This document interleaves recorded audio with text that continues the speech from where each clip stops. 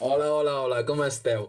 Benvinguts a C de Confinament, una sèrie de conferències impulsades per C de Cultura. Thank you very much for being here. This conference is going to be in English, but first let me do a small introduction in Catalan. Com esteu? Esperem que porteu de la millor manera la quarantena.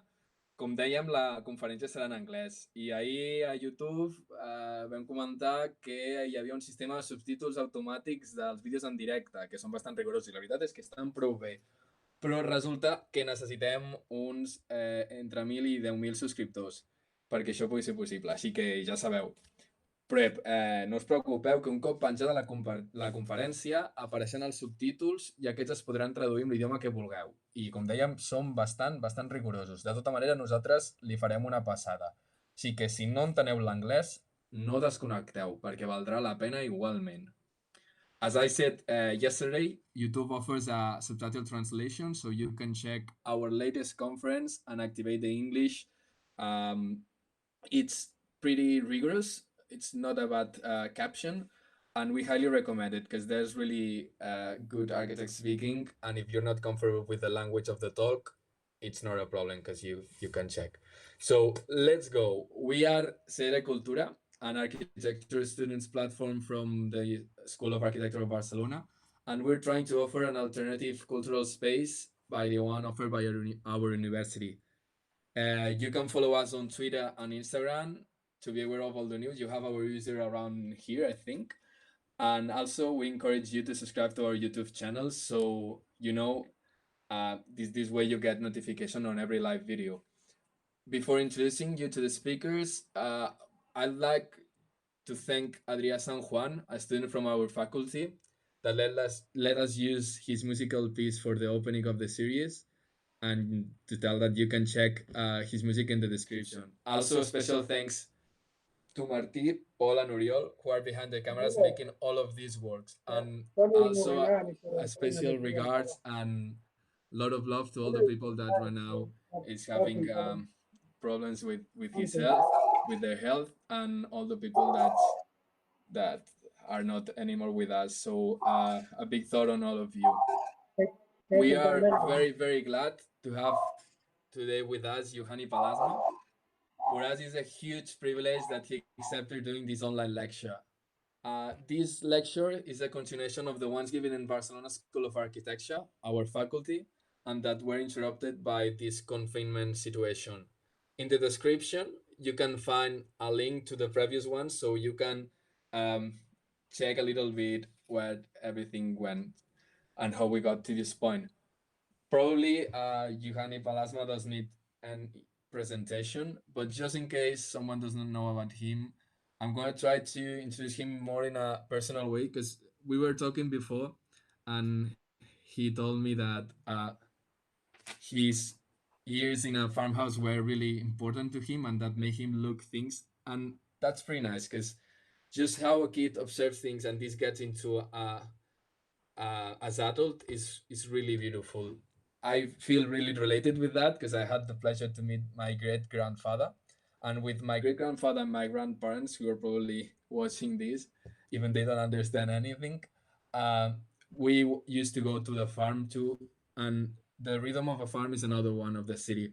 The way you look at things, the way you look at nature, the way you relate with nature yourself, the way that you spend sometimes on the sun, but you always look for a for a shadow to get out of the sun, makes us look and see things in another way. And I don't know, probably yes, because he was telling me this, that this made a way to look the life of Juhani Pallasmaa. So I don't want to extend myself anymore, and I'm gonna say hi, Juhani. How are you? Hello. We're very happy for this, so it's all yours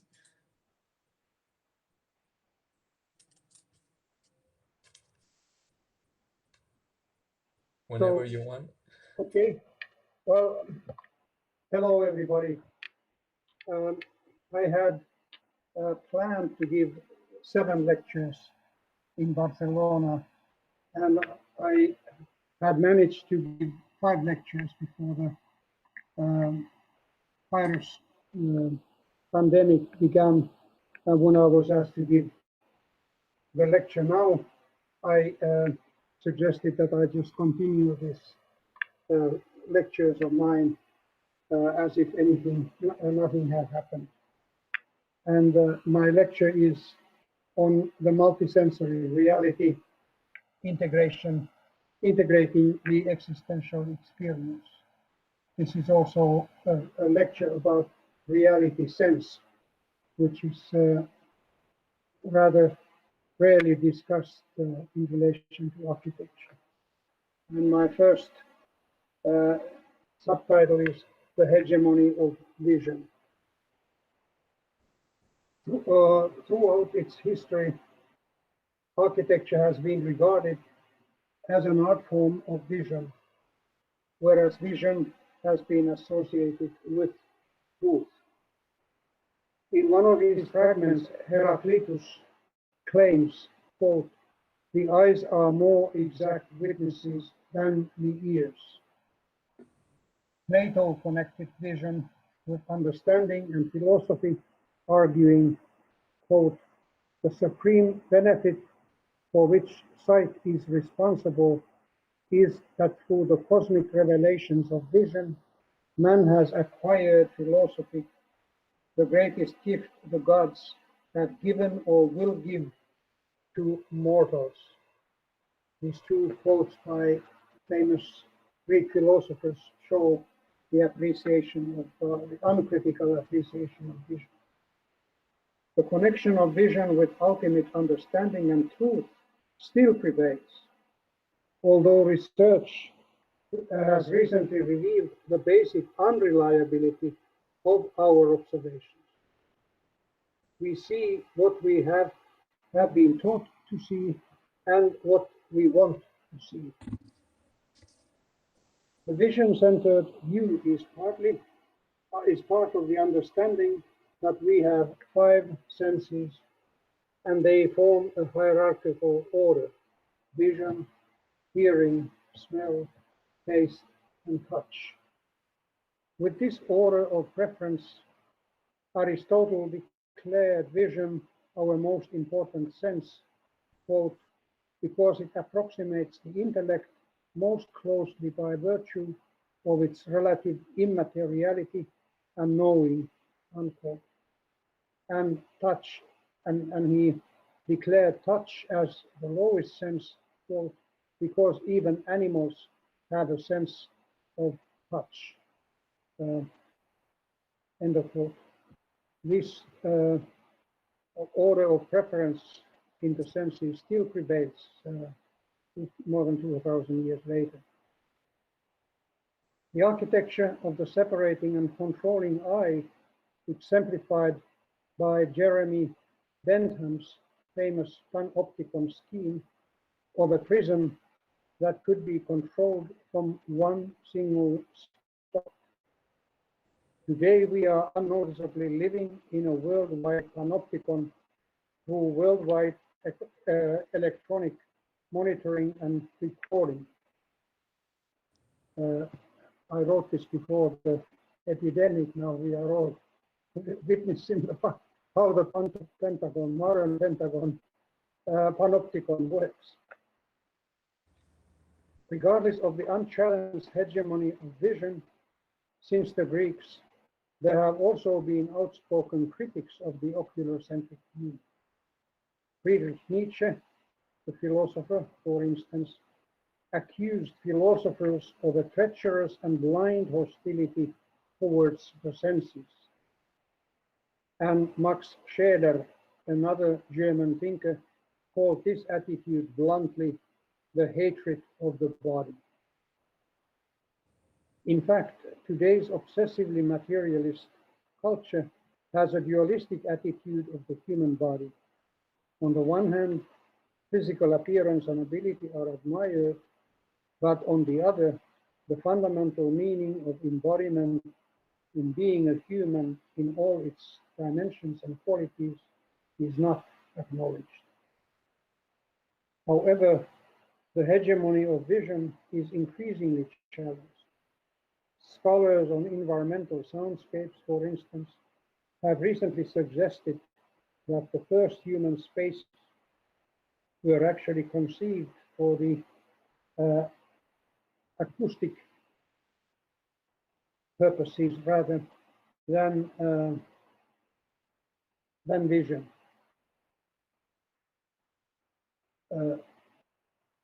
The first human spaces were conceived for acoustic purposes to dramatize the voice of the shaman, not to be appreciated by vision. Another thought-provoking discovery is that early humans built structures for their dead much earlier than they built any shelters for themselves. This implies that the first concern of architecture was in the mental, metaphysical, and imaginative realm rather than in the profane utility of shelter. It may also sound surprising, but rather recently in Western culture, vision was not the primary sense, as hearing and smell were existentially more important. Regardless of such historical facts, the hegemony of vision has been strengthened by the tradition of Western philosophy due to the association of vision with clear thinking and truth, and regarding the eyes as the most reliable and final witnesses. Yet, St. Thomas did not believe his eyes and poked his finger into the wound of Christ, as depicted memorably in Caravaggio's painting, The Incredulity of St. Thomas. In more recent history, the preferential position of vision has been decisively strengthened through numerous technical inventions, such as writing, telescope, microscope, mechanical printing, photography, and current digital technologies. We can now see into the core of matter as well as into the mysterious space of the black hole, which happened a few months ago. Walter J. Ong, philosopher and theologian, connects the final dominance of vision with writing, and especially the invention of mechanical printing. And he writes, quote, The shift from oral to written speech was essentially a shift from sound to visual space. Print replaced the lingering hearing dominance in the world of thought and expression with the sight dominance which had its beginning in printing. End of quote. It was exactly in 1450 when Gutenberg's invention began to turn us into creatures of vision, and especially of focused vision. Ong concludes, quote, though words are grounded in oral speech, writing tyrannically locks them into a visual field forever. A literate person cannot fully recover a sense of what the word is to purely oral people. Until my wife and I make one or two week-long trips with another couple to the northernmost Lapland of the Arctic Ocean, and every day one of us reads a good book aloud to the others lying down on beds or on the floor. This shared oral experience in literary imagination is always equally magical. Indeed, historians tell us that still in the 16th and 17th centuries, hearing and smell dominated the daily environmental experience instead of vision.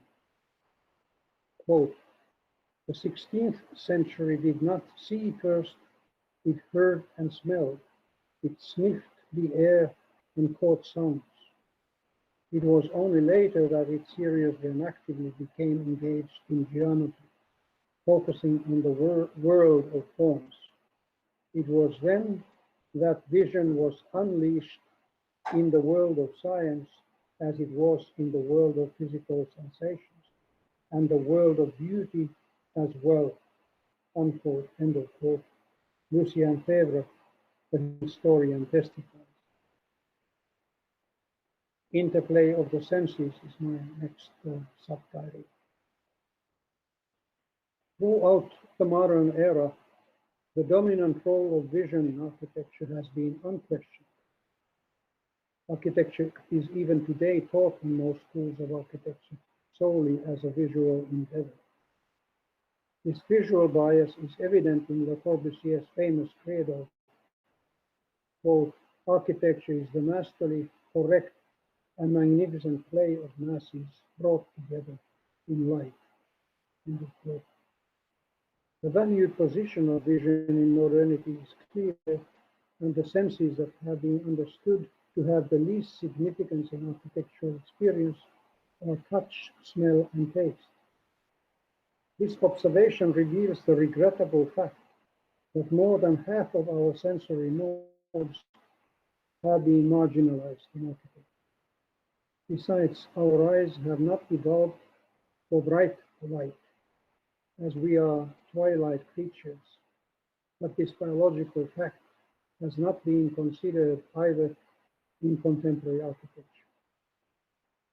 Additionally, the senses have mostly been studied in isolation from each other and in the unnatural situation of the highly controlled research laboratory, rather than in the reality and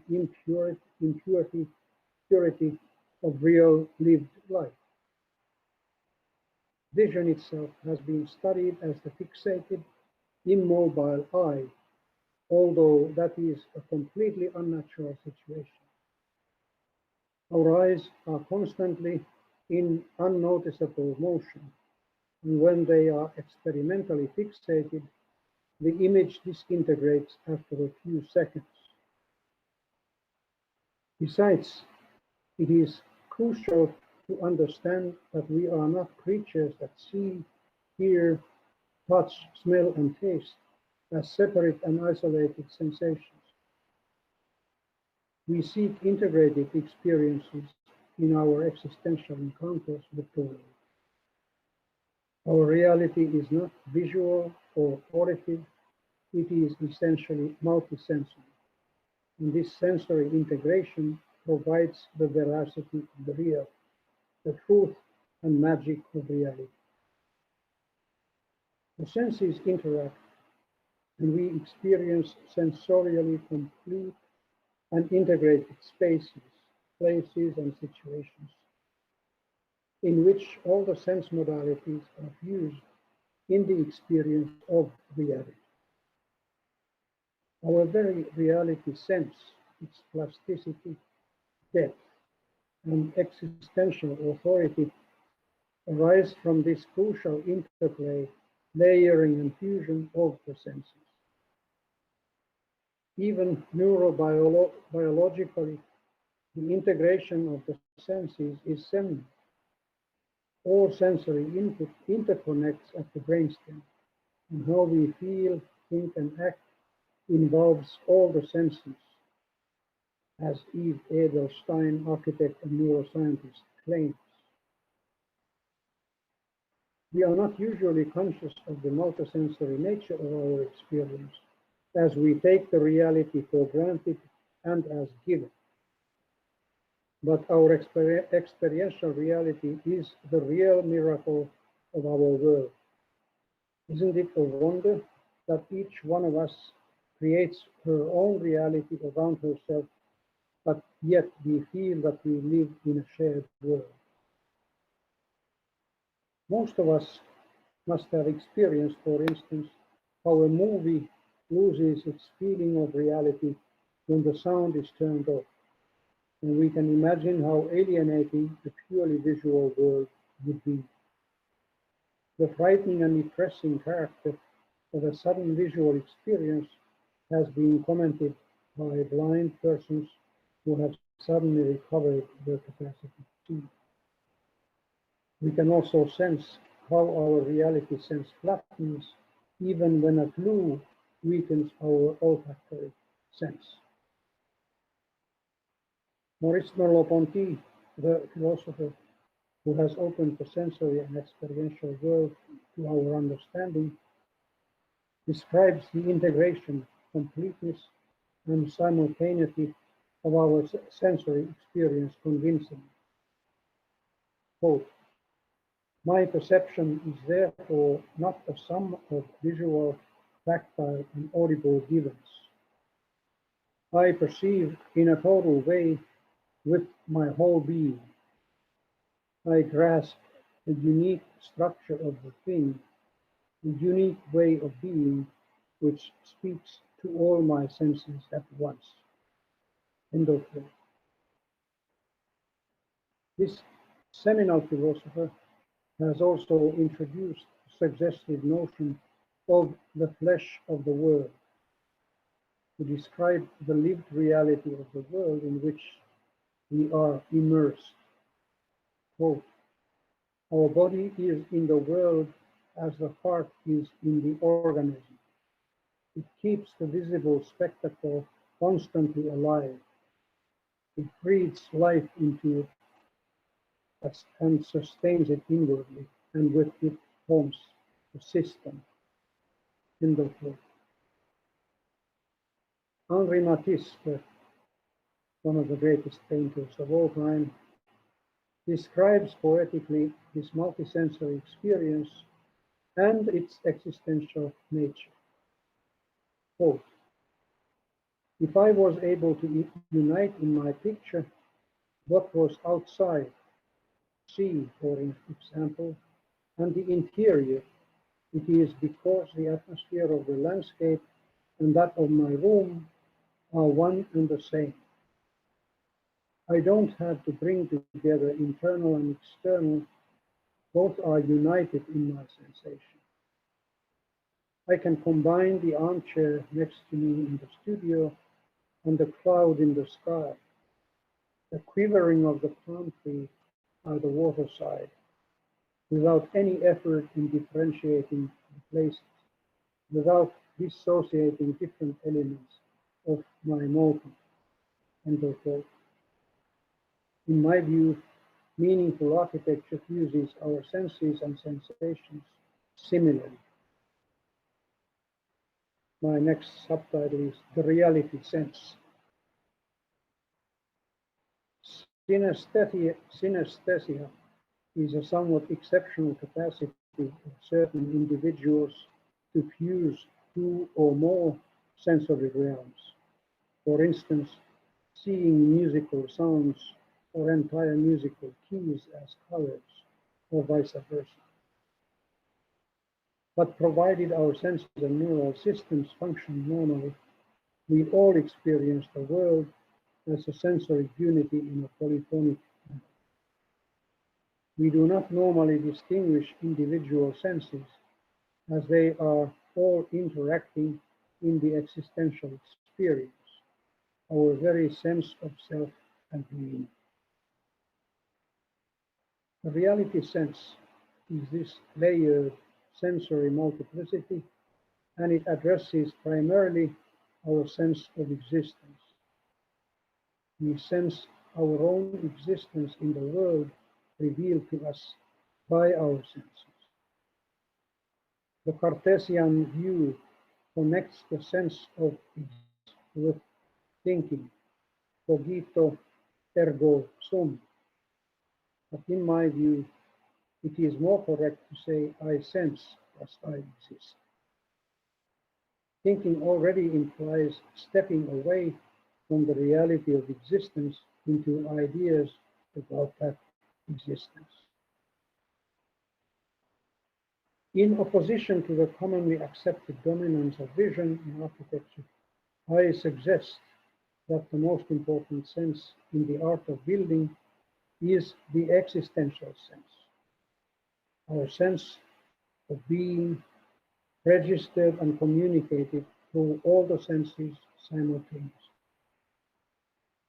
We confront the world and our buildings with this sense of existence rather than by our eyes, and we share the flesh of the world with phenomena of nature, spaces, places, artifacts, other humans, and human situations. Simply, we are not looking from outside as we are part of the flesh of reality. Architecture is also an inseparable part of this flesh. It is a man-made extension of the flesh, but it is simultaneously an extension of both our physical and mental faculties, just as the paintings of Pierre Bonnard. These calming paintings mediate our fused existential sense. These paintings turn vision into touch, distance into nearness, matter into color and atmosphere, and everything is fused in a singular sensation of happy and shared existence. Bonnard paints the existential experience, the fusion of the world and the mind, rather than physical objects and facts, as seen out there. This is also what music and poetry does to do.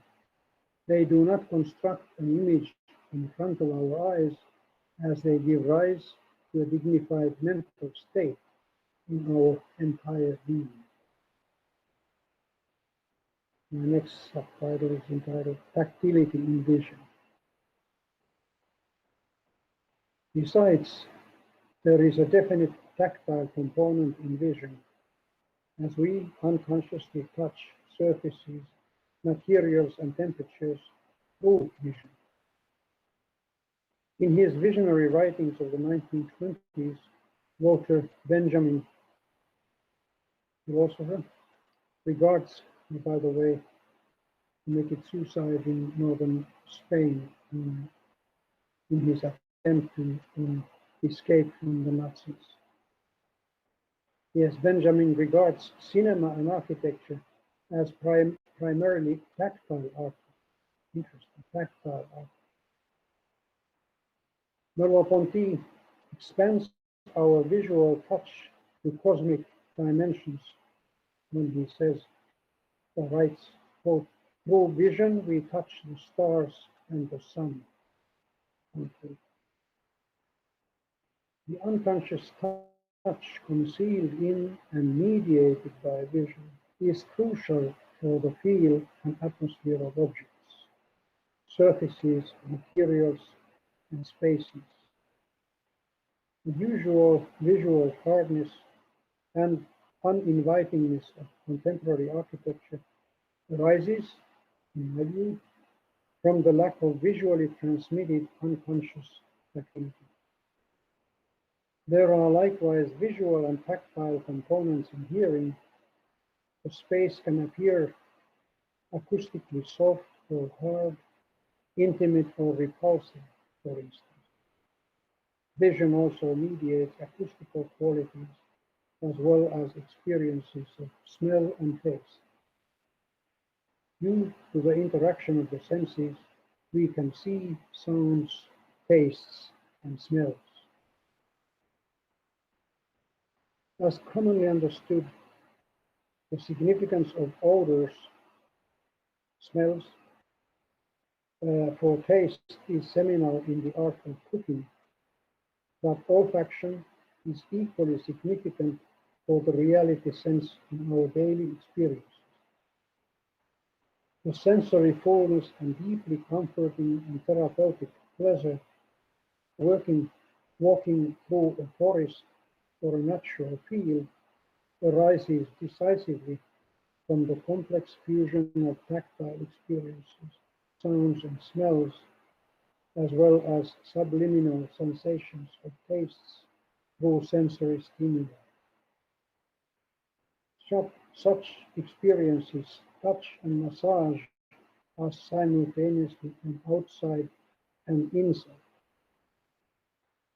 The multisensory richness of the experience reinforces its sense of reality and truth.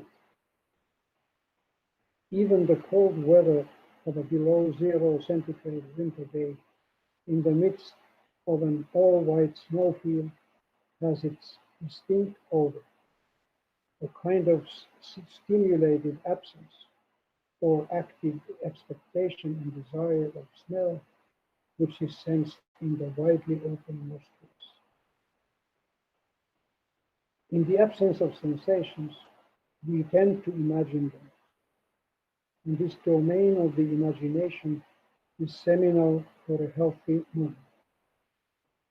Even in our dreams, we are not looking at imaginary pictures, as we are right there in the middle of our dream world. We could perhaps even speak of the flesh of the dream, borrowing Merleau-Ponty's notion. My next subtitle is entitled Reality Sense and the Flesh of the World. When being in a landscape, we are not looking at it from outside as a visual image, and we do not feel like being in a visual space, as we are inside the space and situation, not looking at it from outside. Eduard Llorens uses the notion of existential insideness and existential outsideness for the sense of reality and its absence. In the contemporary city, we often experience existential outsideness, a feeling of not belonging or even being there. This reminds me of Virginia Woolf's famous expression, when you get there, there is no there. Okay. Human existence is always constituted in a specific space, place, and situation, not as an isolated and disconnected abstraction. Our experiences are always placed, as already Plato understood. We are in the landscape through our whole being. We are in the flesh of the landscape. Experiences take place in the continuum of perceived space and time, not as isolated fragments. The landscape and our sense of existence are fused in a singular experience of being and self. This experience of interiority, Rilke's wonderful notion, Welt in and round, the inner space of the world, is essential for poetic and artistic consciousness. Being in a space is always an exchange. As I enter a space, the space enters me. In these experiences, all our sensations, including the consciousness of the body and its interior, feelings and moods, are united and fused. It is evident that all the natural experiences of the world contain components of odor, smell, sensations of sound, temperature and movements of air, smells and tastes, all constitute to the fullness and reality of the experience, even in cases when our attention does not consciously focus on them. Also, all built spaces and structures have their specific acoustic characteristics, odors, and even subliminal suggestions of taste. There are sweet, sour, salty, and sugary materials and spaces, for instance. Architecture also contains odors. In Le Corbusier's spaces, an acid smell of concrete is characteristic, whereas in Frank Lloyd Wright's and Alvar Aalto's buildings, we sense the odor of brick, lime mortar, and wood, although we are not normally conscious of these olfactory experiences. In addition to each building having its characteristic odor, even the works of individual architects tend to have a specific odor due to the materials and surface finishes that they take. But this sensory experience is mostly suggested by the atmosphere of the space. The buildings without an odor are usually the ones that represent the high-tech and minimalist aesthetics, and the lack of odor emphasizes the feeling of placelessness and alienation. A multiplicity of sensations is part of the reality of all buildings. Just think of the medieval cathedral without its echo, its cool air, guarded by the mass of stone, the layered fragrance of centuries of burned candles and incense, and the smell of stone that also suggests a distinct taste. Sense of an authoritative reality would be lost without these sensations. Sitting on the pew in an old church brings a taste to the mouth, which arises from the odors, materials, and visual stimuli. Marble, especially when polished, triggers a subliminal sensation of taste, and colored marbles bring a suggestion of a sweet taste to the tongue. Sensations are witnesses of the truth of reality. Quote, "There is nothing more abstract than reality," Giorgio Morandi, the painter of metaphysical still lifes, once wrote. I quote this, I repeat this sentence because it's so important for me at least. There is nothing more abstract than reality.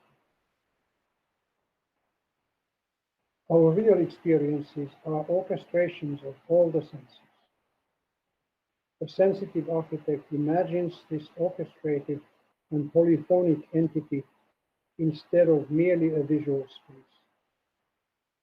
This reminds me of an amazing letter of Mozart, in which he confesses that he does not hear his composition as a temporal continuum, note by note or page by page, but as a singular fused experience, the entire musical piece all at once. The talented architect can likewise sense her entire building, as a singular sensation all at once. In my next chapter, titled Sensing Architecture.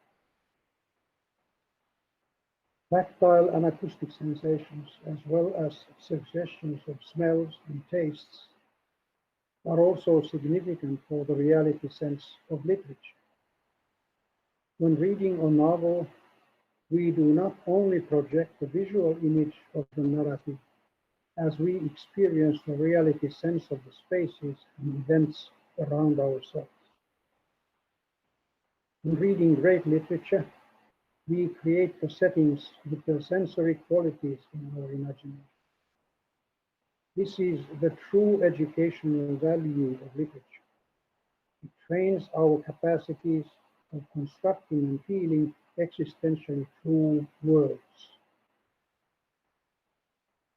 In his novel, The Notebooks of Malte Lauritz Brigge, Rainer Maria Rilke gives a stunning description of the sensory qualities of the scarce signs of life, especially of odors, left of a demolished house on the end walls of the adjacent buildings.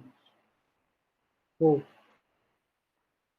there were the midday meals and the sicknesses and the exhalations and the smoke of years and the stale breath of mouths and the oily odor of perspiring feet. There were the pungent tang of urine and the stench of burning soup and the grey reek of potatoes and the heavy sickly fumes of rancid grease. The sweetish lingering smell of neglected infants was there, and the smell of frightened children who go to school, and the stuffiness of the beds of newborn youths. End of quote. Even tiny fragments of a building in Rilke's description give rise to a forceful narrative of life through the collaged unity of subliminal, visual, tactile, and olfactory sensations. Similarly, we also hear spaces, materials, and surfaces. We hear entire villages and cities, and every city has its characteristic soundscape and odorscape. There are also tactile and muscular cities. The poet's description above surely makes our current sanitary and visually aestheticized images of architecture appear sterile and devoid of life. Quote, why is it that architecture and architects, unlike film and filmmakers, are so little interested in people during the design process? Why are they so theoretical, so distant from life in general? End of quote. Jan Breeman, the Dutch filmmaker who died recently, asks. My next chapter is entitled Visual Acoustics, and this is a short piece on a project of mine. When designing my last architectural project, the Porombi Concert Hall in Rovaniemi, Lapland, in 2012, I discussed issues of visual acoustics, atmosphere, mood, materiality, and the sense of proportion, detail, and color extensively with the conductor and musicians of the chamber orchestra. The most thought-provoking experience was that in most music spaces, the main acoustical problem is not how the audience hears the music, but how the musicians hear themselves and each other play. What I learned was that there are two acoustical realms in the concert space, not just one. In addition to assuring sufficient sound reflection back to the orchestra and between the musicians, I ended up designing a space that feels like being inside an old wooden instrument, a cembalo perhaps, in order to create a subliminal visual impression without any explicit image to support the auditive experience of listening to music. Also, the feeling that the musicians and the audience are located in a single shared space is essential. Music is made next to the audience, not on a separate stage. The architecture of the concert hall is intended to tune the ear for the enjoyment of music before the first note is heard. In the arts, images, suggestions, and associations, which are hidden and subliminal, are the most effective stimuli for imagination and mood. The difference between images that open up our imagination and ones that close it down is crucial. True poetic images always open up, liberate, and inspire. Quote, the cinematic image is not a specific meaning by the director. It is an entire world as reflected in a drop of water. Andrei Tarkovsky, the great Russian filmmaker, writes poetically. My next subtitle is The Significance of Touch. In his significant book, Touching the Human Significance of the Skin, Ashley Montague, Canadian anthropologist, argues, quote, the skin is the oldest and most sensitive of our organs, our first medium of communication and our most efficient protector. Even the transparent cornea of the eye is overlain by a layer of modified skin. Touch is the parent of our eyes, ears, nose, and mouth. It is the sense that became differentiated into the others, a fact that seems to be recognized in the age-old evaluation of touch as the mother of the senses. We are not usually aware of the fact that all our sense organs are modifications of the originary skin tissue of the fetus and transformed forms of touch, and thus related to and relations of touching. We touch with all our senses, even with our sense of existence. As James Harrell, the light artist, has testified, we can all fairly easily learn to distinguish a few strong colors by the skin of our elbow and knee bends.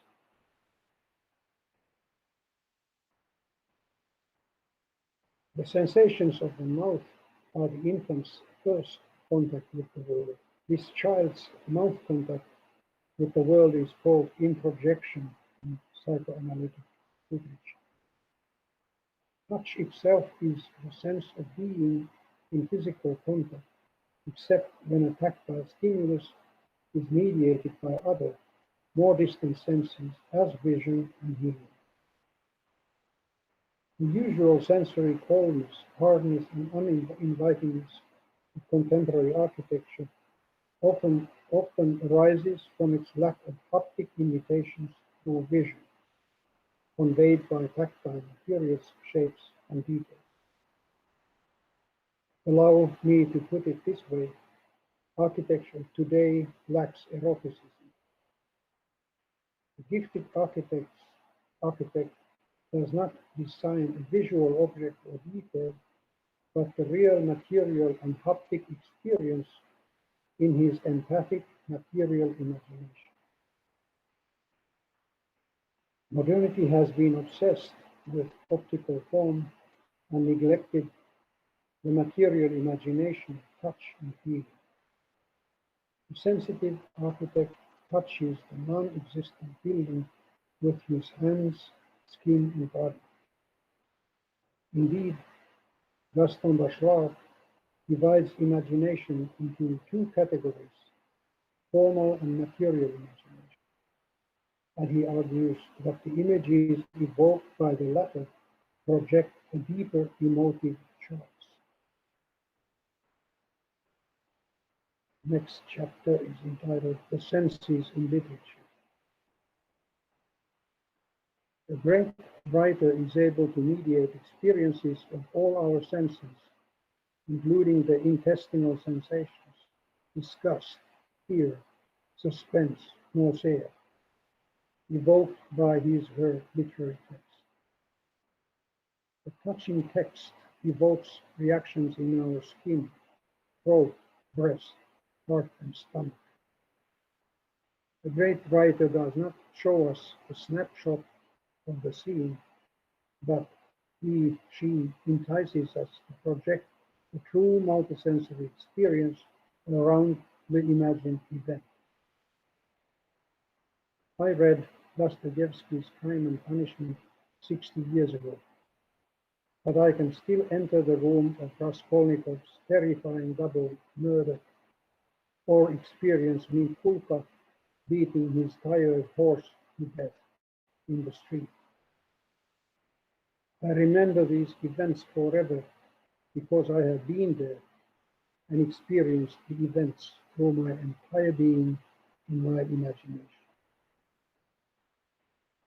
We are not watching a scene, we are right there in the middle of all of it.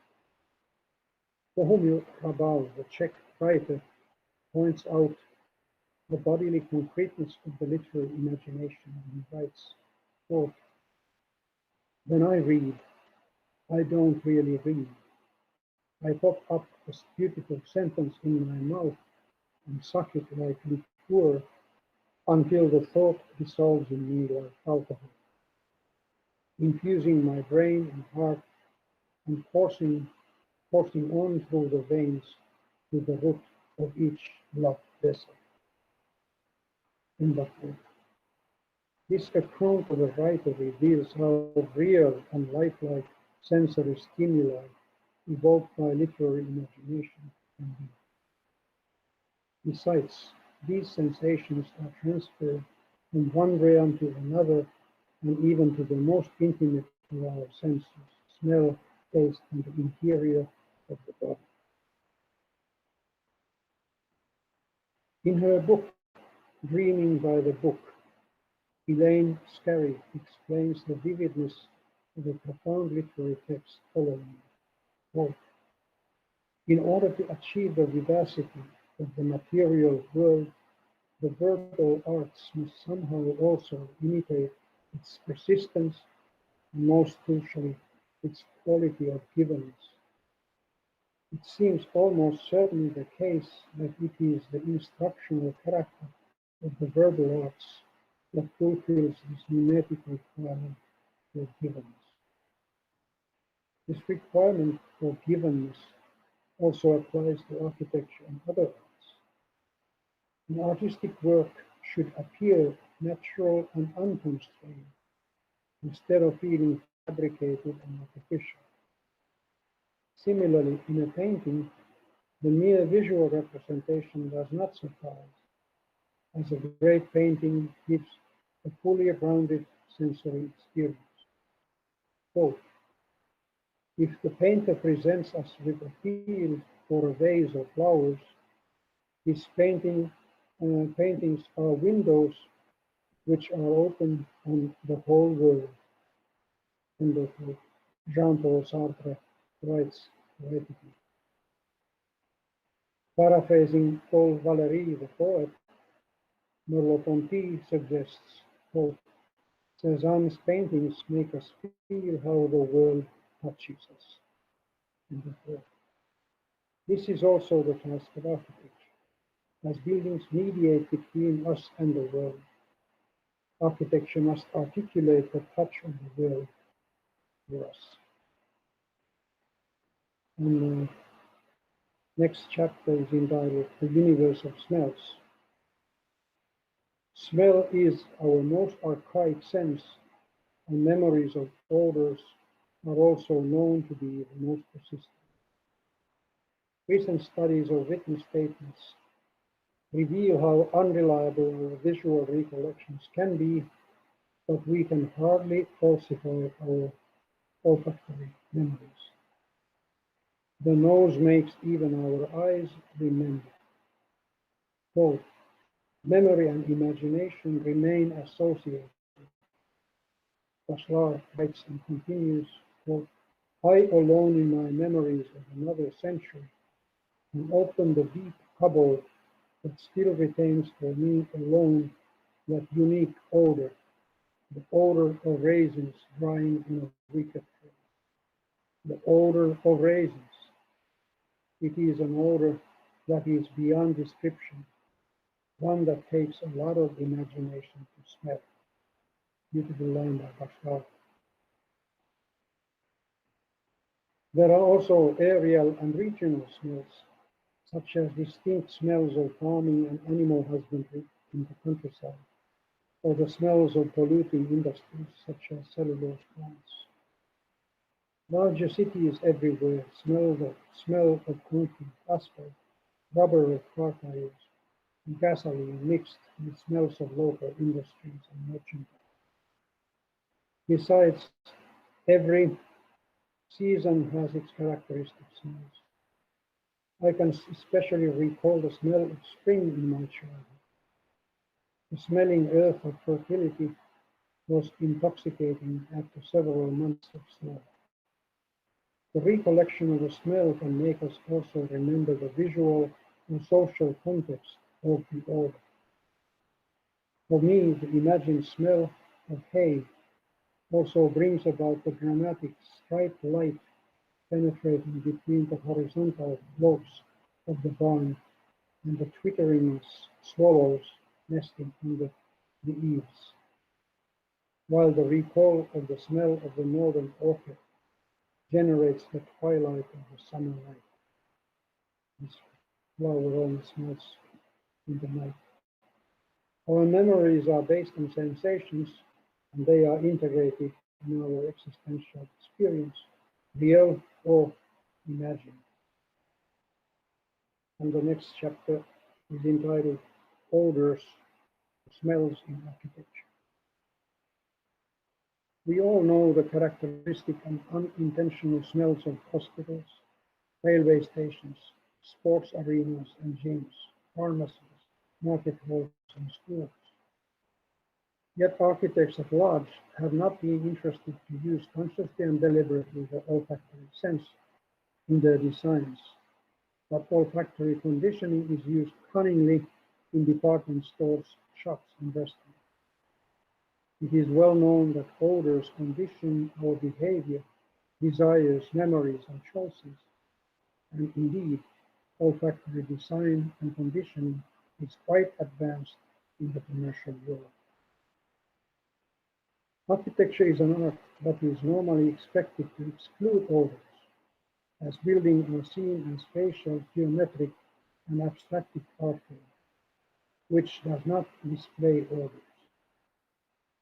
Simply, for us, architecture does not smell, as in architecture, odors are considered socially unacceptable impurities, with the exception of the odors of flowers, burning wood, and building materials.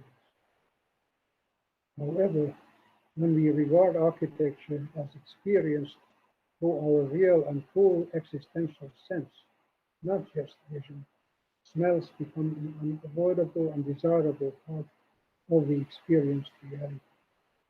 Materials of construction have their smells: wood, stones, plaster, steel, bricks, tiles, paints, and textiles. Smells of various species of wood are especially enticing due to their organic resins, and we have a heightened associative sensitivity for substances of organic origin. Light and sound waves can transport the visual and oral sensation long distances, whereas smell implies nearness and taste brings the object to our lips and the cavity of the mouth, eliminating distance altogether, except in the ideated taste mediated by vision or smell. Among animals, even smell can serve as a distant sense. I am thinking of the extraordinary olfactory capacity of dogs and certain butterflies, which can smell the odor of their mate more than 20 kilometers away. At that distance, the smell is so weak that there is only one molecule of the pheromone in a cubic meter of air. We humans need 8 molecules in our nostrils to sense a smell. Regardless of our beliefs, also the human olfactory sense is surprisingly accurate. We need only 8 molecules of substance to trigger an impulse of smell in our nerve ending, and we can detect more than 10,000 different odors, not just good and bad, as we can repeat. And the next chapter has the question, how many senses do we have as subtitle? Our senses are either directional or omnidirectional and embracing. Vision is normally directional, and it separates us from the object, space, or situation that we are seeing, whereas sound and smell are omnidirectional and embracing us. We face the object of vision, whereas we occupy the space of sound and smell. Modernity has been obsessed with clarity of form and focused vision, which both promote exteriority and control, and the separation of the subject and the object. Peripheral vision has hardly been studied at all, although it seems to be the medium of our spatial and existential cognitions, and especially emotional reactions. Due to its fascination with focused form, modernity has undervalued the other senses and failed to acknowledge atmospheres, feelings, and moods as real and significant architectural qualities. The fact that we have an identifiable and visible organ for each one of the 5 Aristotelian senses has further guided us to think of the human sense soul as being constituted of the 5 senses. Yet, Steinerian philosophy categorizes 12 human senses: touch, light sense, self-movement sense, balance, smell, taste, vision, temperature sense, hearing, language sense, conceptual sense, and ego sense. Also, Buddhist thinking has 12 senses. Why should we limit ourselves to 5 senses? The Sixth Sense Reader, a book which is edited by David House and came out about 8 years ago, lists no less than 34 systems which we are in interaction with our environment. The growing knowledge on the significance of the bacterial world in our intestines. We all have about 1.5 kilos of bacteria, and quite shockingly, we have more bacterial DNA than human DNA, has further expanded the network of our relatedness with the world.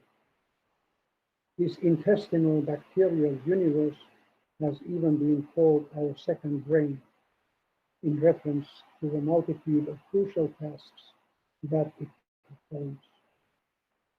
Besides the sensations of the 5 senses, our experience of reality includes sensations of gravity, orientation, temperature, air movement, places and time, as well as personal intentions, feelings of one's own body and inner organs, memories and momentary dreams.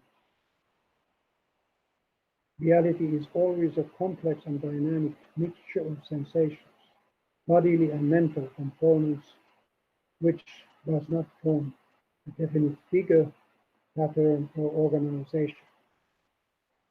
In his recent book on atmospheres, Italian professor Tonino Griffero calls such phenomena quasi-things, or quasi-objects. The experience of atmosphere, feeling, or mood is a complex quasi-thing, which can have a decisive impact on our behavior moods, and intentions, although it does not possess materiality, form, or a conceivable structure. The atmospheric experience is immediate and involuntary, as we have a feeling of our environment, weather, or social situation without specifically intending it. Quote, I enter a building, see a room, and in the fraction of a second have this feeling about it. The role of the senses is culturally learned, conditioned, and controlled, as the pioneering studies of the American anthropologist Edward Hall revealed in the 1960s. Odors, for example, are highly regulated and suppressed in Western culture, but they have significant communicative roles in many other cultures.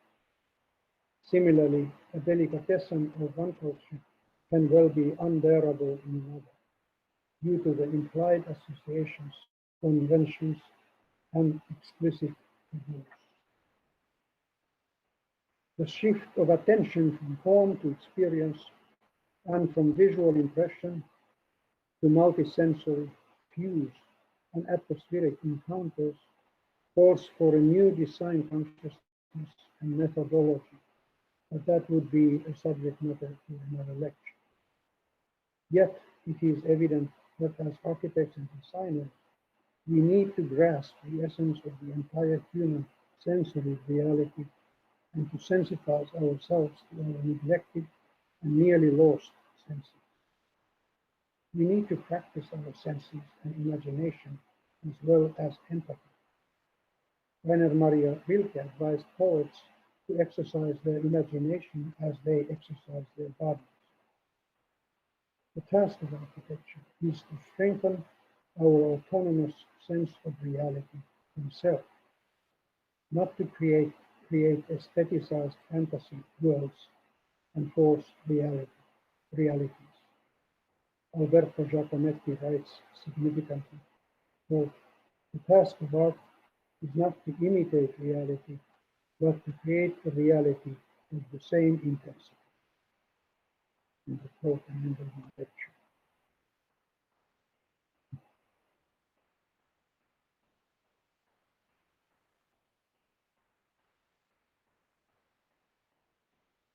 I can't hear you.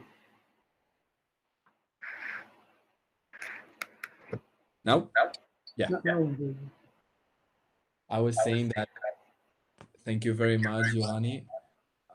We really appreciated this talk, and there's some so many comments on YouTube and also on Instagram. If you want, I can ask you for some questions that appear there. yes, please. There's one that asks, what's the danger on focusing only on vision? It's alienation from reality. And that's what is happening in the modern world. We are alienated from the reality and as compared to earlier cultural phases and even our earlier life. I'm now 83 and a half, and I can recall my childhood 80 years ago, and it was a different world, which was not, it was only partly visual. It was much more strongly a material world of touch, smell, and even taste.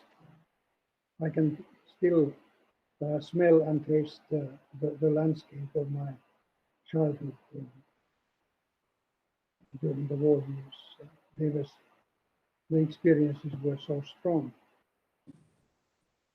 I hope I at least I intended to tell how focusing on vision impoverishes our reality sense.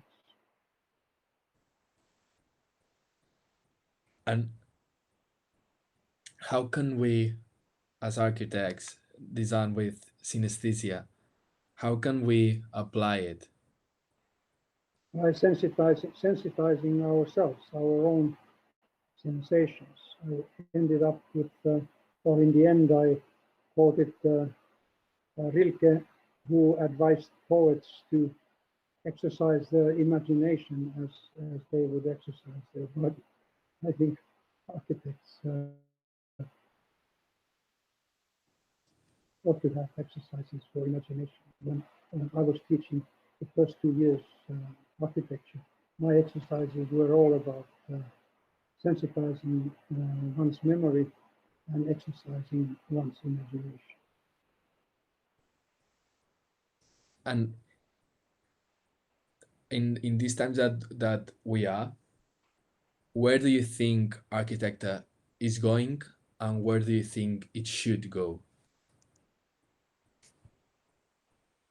Architecture, well, being now in the middle of the virus pandemic, we all need to rethink and not make the huge mistake of stepping back to the world which we left a month ago. And that is a world of simultaneity, where everything takes place at the same time. We are everywhere at the same time. I think that is a world which is very unnatural. Besides, we are living around the world two homogeneous, identical lives. And it is a biological fact that all distinctions in the biological world, or many of them, are consequences of becoming too specialized in the environmental reactions, and too lacking that variation of response. This is what we are doing nowadays in the world culture. I often tell as an example that of the madness of today's world, we have a summer house next to a lake, 85 kilometers west of Helsinki, and there is a village Saturday market and a little fish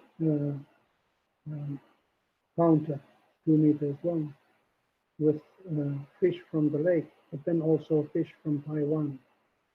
And it is so ridiculous idea to transport fish from Taiwan to a country which has more than 200,000 pigs. But that's the madness of today's world.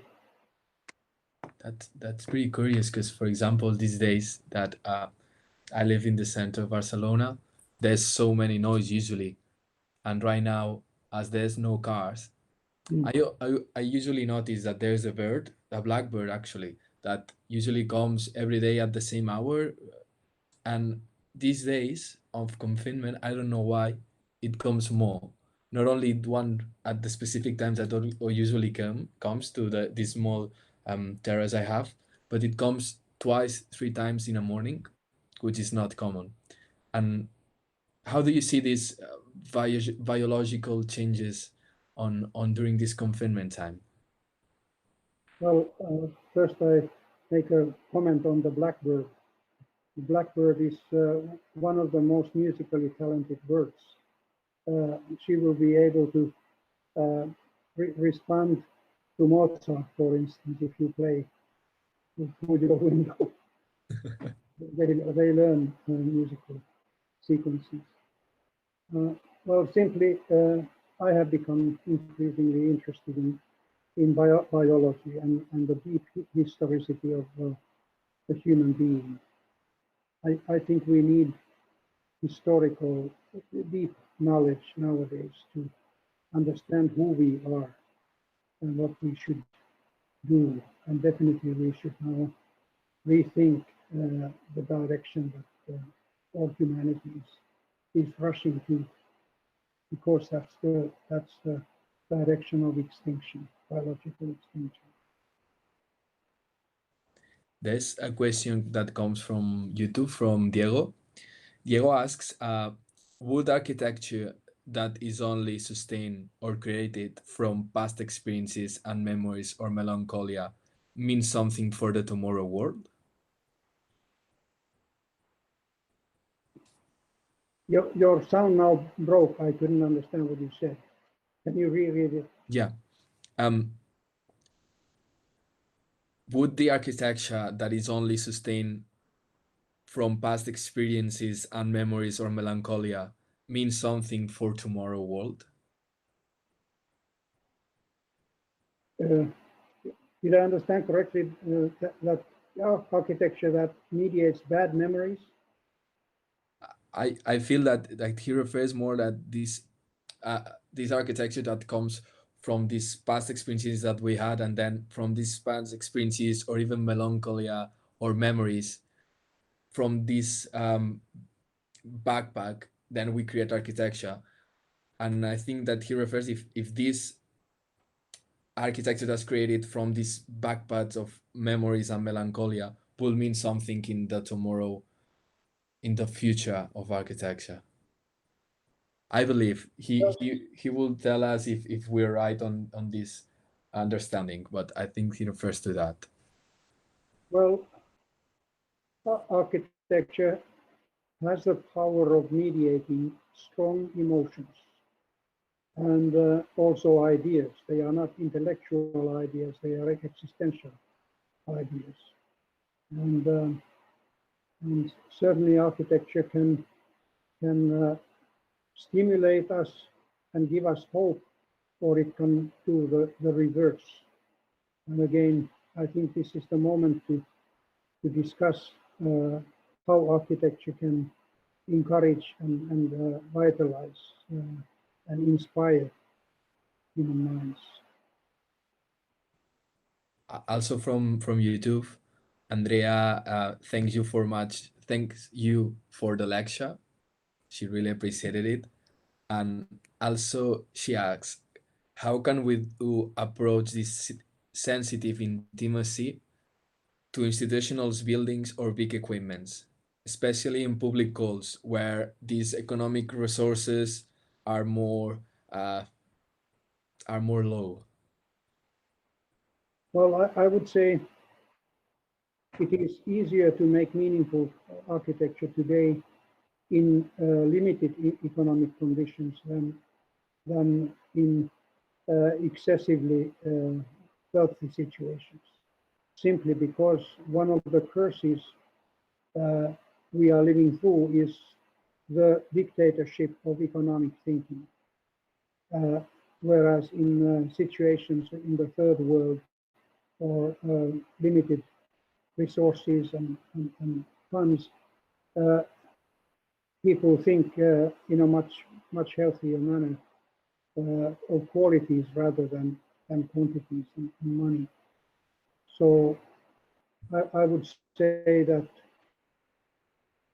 and it is a strange equation that the high points of architecture historically do not usually fall with the high points of economy. They appear at times of difficulty. And that suggests to me that people rely back on architecture as a mediator of existential values when they have hard times.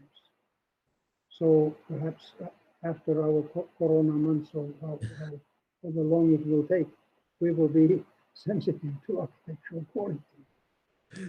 Hope that we learn something from this time. I wish, because instead of investment quality. yeah, we'll see. We'll see how it goes. Right now, I think that we won't learn from our errors, but I hope that with this social conception, we can change some things. There's also a question that came from Instagram that asks if an excess of a stimulus can distort architecture. An excess Of a stimulus. Yes, yes, yes. Well, our whole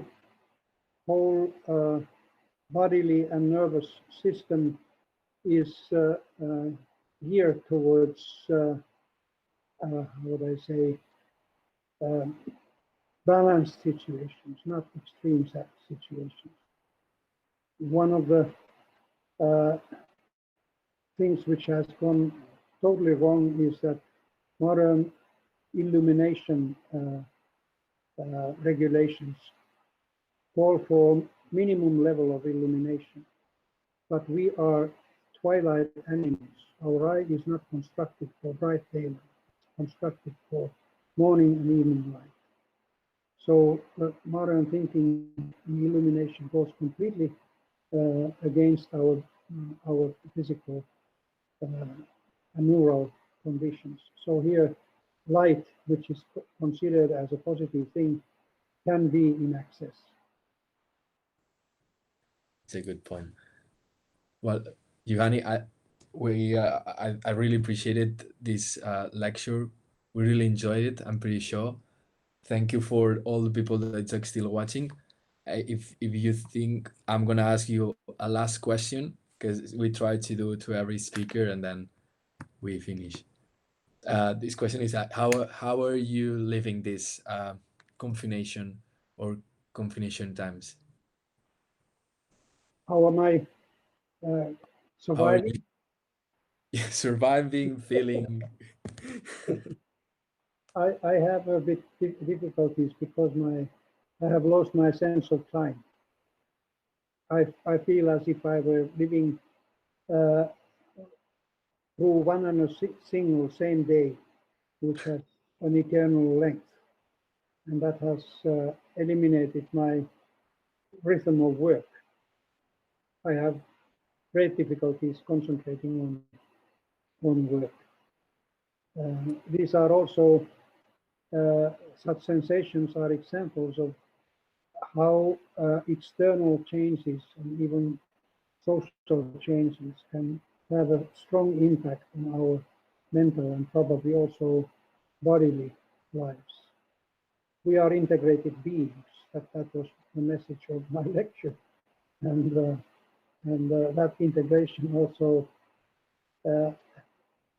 includes our social habits, our working habits, our habits of dividing the day and dividing the week and dividing the year into seasons and so forth.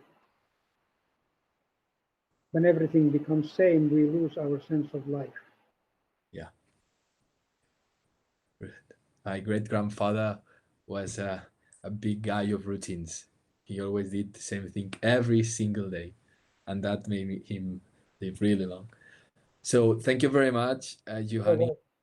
We're gonna say goodbye to the people who still watching us on YouTube. We really appreciated this. Thank you. I mean, did you like the conference? Please tell us in the comments. Also, if you would like to hear from someone, please tell also in the comments. And thank you very much, very much for being here. Hope we've made your confinement better for some minutes, and hope that everyone is safe and stay at home. So goodbye. Goodbye.